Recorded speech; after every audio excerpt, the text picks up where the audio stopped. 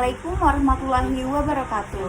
Halo teman-teman semuanya, perkenalkan nama saya Mujizat dengan NIM A2512530-27, Program Studi Pendidikan Kimia, Jurusan Pendidikan Matematika dan Ilmu Pengetahuan Alam, Fakultas Keguruan dan Ilmu Pendidikan, Universitas Tadulako. Di video kali ini saya akan membahas mengenai sifat koligatif larutan.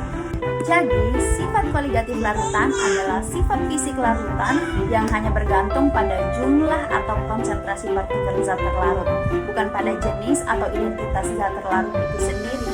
Sifat koligatif larutan ada 4, yaitu penurunan tekanan uap, kenaikan titik didih, penurunan titik beku, dan tekanan osmotik. Namun, di video kali ini kita hanya fokus pada satu materi saja, yaitu kenaikan titik didih. Jadi, kenaikan titik didih adalah fenomena meningkatnya titik didih suatu pelarut ketika ditambahkan zat terlarut non-volatil menjadikan titik didih larutan lebih tinggi daripada pelarut murninya. Pernahkah kalian mendidihkan air atau membuat sirup? Mengapa air murni mendidih pada suhu 100 derajat Celcius, sedangkan air gula mendidih pada suhu di atas 100 derajat Celcius, misalnya 101 derajat Celcius atau 102 derajat Celcius, atau bahkan lebih tinggi, tergantung pada konsentrasi gulanya. Jadi air gula mendidih di atas 100 derajat Celcius itu karena penambahan gula menurunkan tekanan uap air, sehingga molekul air membutuhkan lebih banyak energi panas atau suhu lebih tinggi agar dapat mengatasi tekanan atmosfer dan berubah menjadi uap. Untuk mencari kenaikan titik didih, kita harus menggunakan rumus delta TB sama dengan M dikali KB untuk larutan non-elektrolit. Sedangkan untuk larutan elektrolit, kita menggunakan rumus delta TB sama dengan M dikali KB dikali I. Dengan keterangan delta TB adalah kenaikan titik didih larutan, M adalah molalitas larutan, KB adalah konstanta kenaikan titik didih molal pelarut.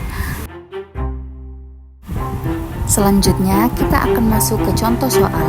Soalnya, hitunglah besarnya kenaikan titik didih larutan 17,4 gram K2SO4 dengan MR 174 dan terionisasi sempurna dalam 250 gram air dengan kenaikan titik didih molal air sama dengan 0,52 derajat Celcius.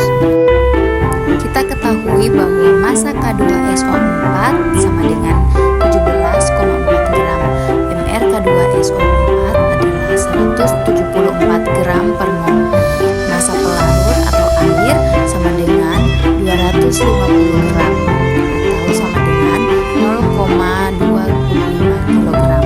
Kenaikan titik didih molal air atau KB sama dengan 0,52 derajat Celcius kali kilogram per mol. Dan K2SO4 terionisasi sempurna. Ditanyakan, berapakah kenaikan titik didih larutan atau delta TB? Kita ketahui bahwa K2SO4 adalah elektrolit kuat, maka persamaan yang kita gunakan adalah delta TB sama dengan M dikali KB dikali I. Perlu kita ketahui bahwa I bergantung pada jumlah ion atau N dan derajat ionisasi atau alfa. Bagaimana peruraiannya? K2SO4 itu terurai di dalam air menjadi 2K plus ditambah dengan SO4 2-. Lalu kita mencari I, yaitu 1 ditambah N-1 alfa.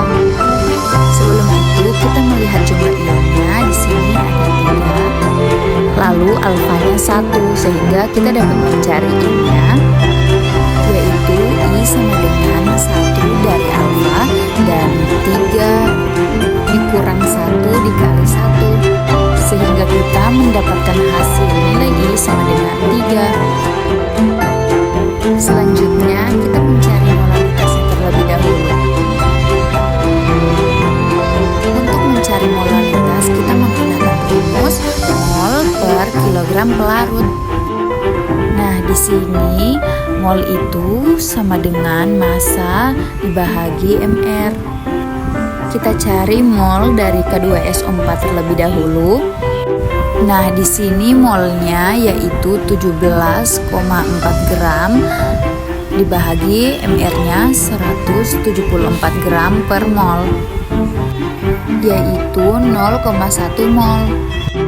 Nah, setelah itu kita cari di sini molalitas, yaitu sama dengan molnya dibagi yaitu 0,25 gram pelarut, sehingga delta TB sama dengan 0,1 mol per 0,25 kg dikali dengan KB-nya 0,52 derajat Celcius per molal dikali dengan I yaitu 3, sehingga hasilnya yaitu 0,624 derajat Celcius.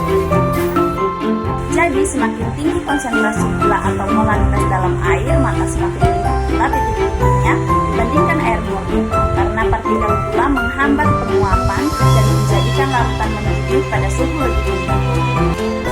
Nah, mudah-mudahan semoga video ini bermanfaat untuk teman-teman semuanya, dan sampai jumpa di video berikutnya.